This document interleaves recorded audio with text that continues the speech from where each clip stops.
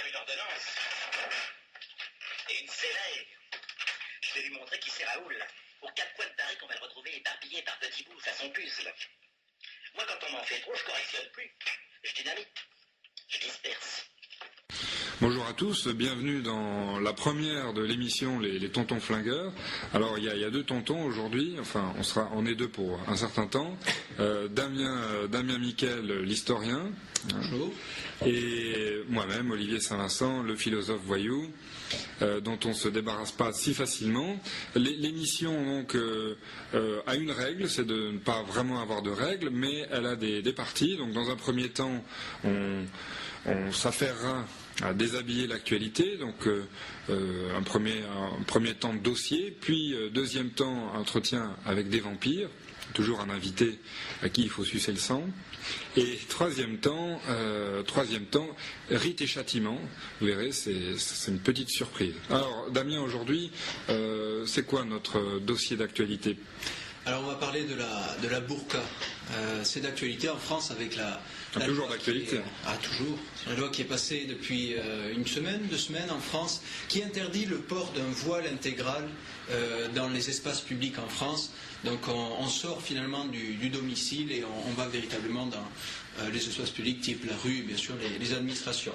Alors ça nous a fait réfléchir chez les Tontons Flingueurs, puisqu'on s'est dit, si finalement on prend la problématique de la burqa et on la dépasse un tout petit peu, on est sur la logique du droit du territoire ou du droit de la personne. Alors le droit du territoire, c'est ce qui se passe en ce moment, c'est la version typique finalement française et centralisée, c'est-à-dire qu'une même loi pour tout le monde sur un territoire. Donc vous portez un voile, une burqa ou une croix, vous la retirez, vous affichez une neutralité religieuse, en tout cas dans les espaces publics type école. Mais cette loi est un peu plus audacieuse, puisqu'elle interdit carrément de porter une burqa, un symbole religieux, dans les espaces publics type la rue.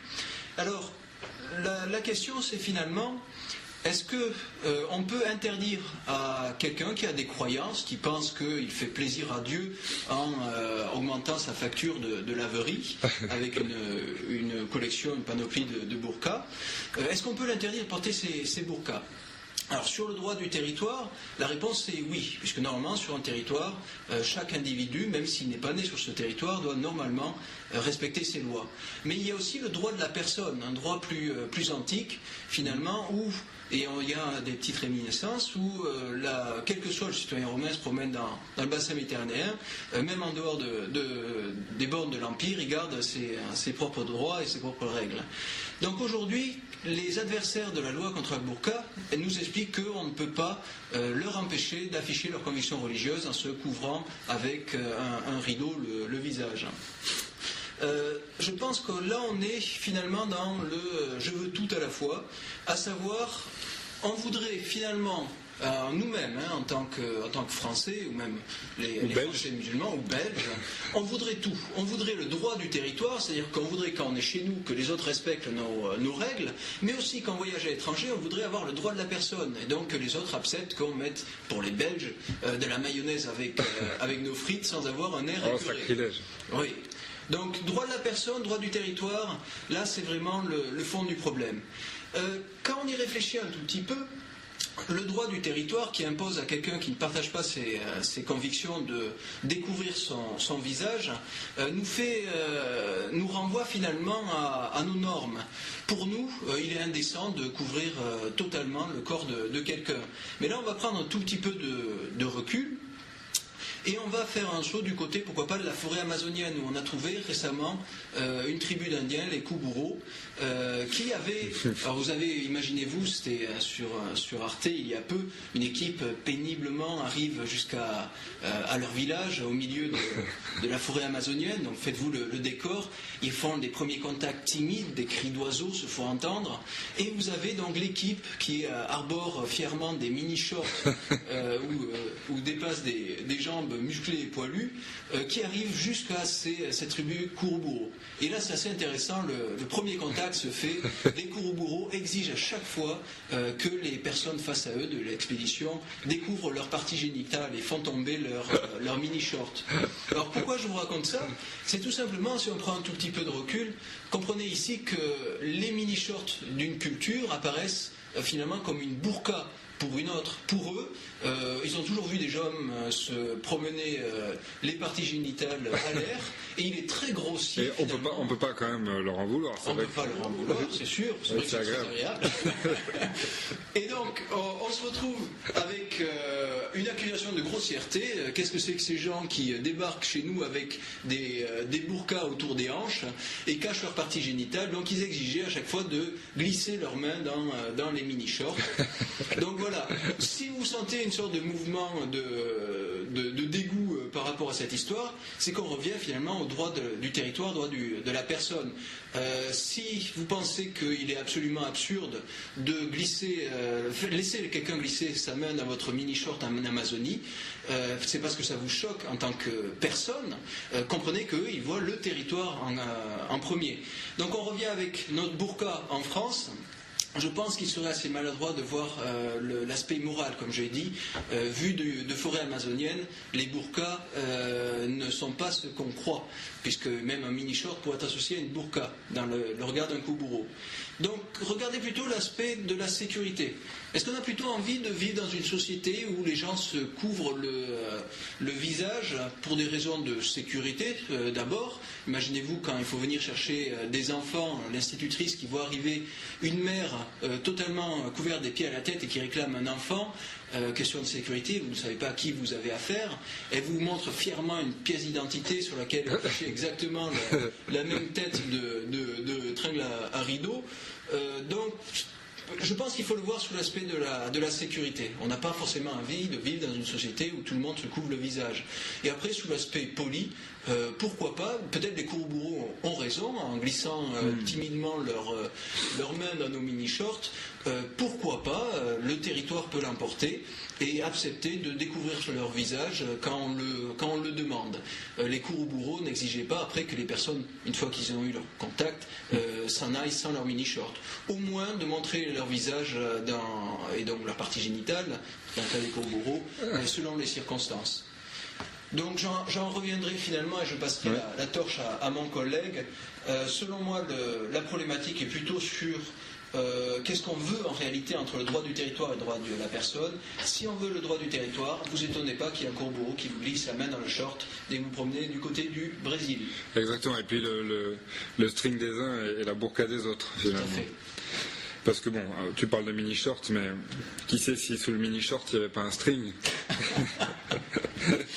On ne sait jamais avec Arte. Hein. Je voudrais juste mettre un petit coup de massue sur l'hypocrisie, bien évidemment, de nos gouvernants, qui finalement ne savent pas vraiment quoi dire pour être réélus, pour avoir l'air cool ou pour être dans le vent. Alors la burqa, c'est vraiment le genre de thème qui les fait exploser en plein vol, parce qu'ils sont écartelés, écartelés dans leurs convictions même, ils s'y retrouvent plus. Hein, comme s'il y a un cambrioleur qui rentre chez vous, il fout tout en l'air et puis il repart. Bon, finalement, il n'a rien pris, mais d'un côté, tout est en l'air. Et là, c'est un petit peu ça. Je pense qu'il y a une position qui serait sympathique à tenir, qui serait de renvoyer les burqas à leur origine et dire, après tout, vous voulez transformer en boîte aux lettres, mais revenons à l'origine. Au départ, vous n'étiez pas des boîtes aux lettres. Hein. Finalement, ça n'est que depuis une vingtaine d'années. Hein. Là, je ne suis pas en train d'inventer. Je cite les propos d'Olivier Roy, qui est un spécialiste de l'islam. Ça fait qu'une vingtaine d'années que la burqa est devenue intégrale. Hein. Vous savez, vous avez Apocalypse Now, hein, le film de Coppola, pardon. Voilà. Version courte, et puis vous avez la version intégrale, là c'est pareil. Donc au départ, ce qui avait gagné la Palme d'Or chez les musulmans, c'était la burqa simple, le tchadri, qui finalement ne couvrait pas tout le corps, laissait les mains pour faire le marché. C'est vrai que c'est plus pratique quand tu dois échanger 3 pièces. Et puis on voyait les mains, on voyait les pieds, enfin ils pouvaient se mettre vers l'arrière. Enfin, on pourrait peut-être leur proposer d'aller revoir leurs traditions et d'éviter d'inventer des traditions en nous faisant croire qu'elles sont séculaires et qu'elles sont là depuis la nuit des temps. Donc ça, c'est une première idée pour nos gouvernants. Et deuxième idée, c'est finalement, après tout, accepter le relativisme. Il y a une intention qui est finalement de déstabiliser les mondes laïques dans lesquels l'islam essaye de se propager. Et puis, d'un autre côté, eh bien, en face, des gens qui ne comprennent rien et qui pensent qu'il s'agit là de traditions séculaires qu'il faut respecter, mais bon, d'un autre côté, enfin, on est pris entre deux, donc finalement, j'appelle ma maman, non, j'appelle pas ma maman, enfin, quoi qu'il en soit, les journalistes diront sur la question de la burqa, les avis sont partagés, c'est pas simple, c'est complexe, voilà, bon, évidemment c'est très simple. Vous vous faites emmerder par des gens volontairement sur une question très précise qui est la question du voile. Ils ont trouvé une manière de vous faire perdre votre rhétorique et finalement vous faites avoir. Qu'est-ce que tu en penses ? Oui, je pense qu'effectivement il y a derrière la burqa évidemment tout un projet de société, en sachant que ceux qui font porter la burqa, puisque certaines le portent par désir personnel de ressembler effectivement à un téléviseur 16/9, mais il y a tout un projet de société où on divise une population. Faites l'expérience. Est-ce que vous vous sentez attiré pour aller draguer quelqu'un qui porte une burqa? Vous pouvez flatter la qualité du tissu ou les motifs qui en général sont composés par un bleu ciel pastel, un peu passé. Évidemment, la conversation va être difficile à se mettre en place. D'ailleurs, on comprend bien que le but est d'éviter un mélange entre ce qui est en dehors de l'univers de cette cloisonnée de cette burqa et le contenu de cette burqa, qui reste un être humain qui parfois n'apprécie pas. Et j'ai l'impression qu'il y a une sorte de, enfin, tu parles de drague, mais il y a une espèce de fantasme que cache la burqa. Et alors finalement le fantasme, enfin je pense à une sorte de mythologie américaine à travers Sex in the City 2. Vous voyez, je cite mes sources, où finalement à un moment donné les personnages se déguisent de la sorte, et finalement l'idée derrière c'est que oui, après tout les femmes qui sont sous la burqa ne sont pas petites et grosses, mais ça peut être aussi des bombes sexuelles habillées Gucci, Vuitton et LVMH réunis. Non, bon, alors, tentez vos chances. Exactement. Donc, ça fait chier les intégristes et ça vous offre. Je propose de lancer une espèce de mode qui est d'essayer de réussir à draguer une femme habillée en burqa. Bon, alors, si vous découvrez qu'elle te répond comme ça en disant dégage. C'est Roberto. C'était Roberto, mais moi, ça serait mon petit conseil pour clore ce dossier. Toi, tu aurais un conseil à donner aussi ou... Oui, je m'associe à cet appel à finalement, pourquoi pas passer votre main sous la burqa, en sachant que le problème de la burqa, c'est l'arbre qui cache la forêt, et que des fois, pareil, la burqa peut cacher le string. Donc, tentez votre chance aussi, à mon avis, ce serait assez plaisant. Et qui sait, peut-être que ça sera un Kuburo converti à l'islam et qu'il n'y verra aucun problème, et qu'il y verra même, il retrouvera ses propres traditions.